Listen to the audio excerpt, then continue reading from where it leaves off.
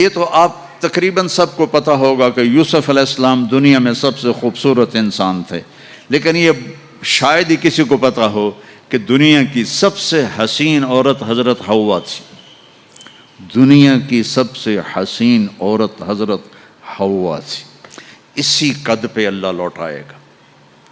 آدم علیہ السلام کا قد، یوسف علیہ السلام کا حسن و جمال،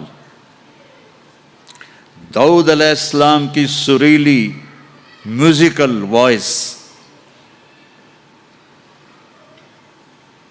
عیسیٰ علیہ السلام کی جوانی 33 پر فل سٹاپ لگ جائے گا۔ 33 بلین سال کے بعد بھی آپ 33 کے ہو گے۔ اور پانچویں چیز سب سے اعلیٰ حضرت محمد صلی اللہ علیہ وسلم کے اخلاق، جو تم دنیا میں چاہتے تھے نا، اب وہ ہونے لگا ہے۔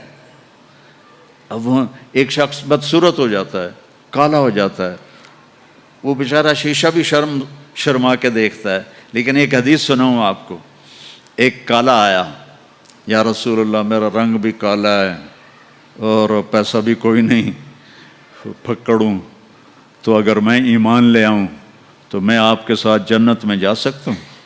آپ نے فرمایا تو اپنے کالے ہونے کا غم نہ کر، جب تو میرا ساتھ دے گا نا تو جنت میں اللہ تجھے اتنا خوبصورت بنائے گا کہ تیرے چہرے کی لائٹ 1000 سال تک دکھائی دے گی۔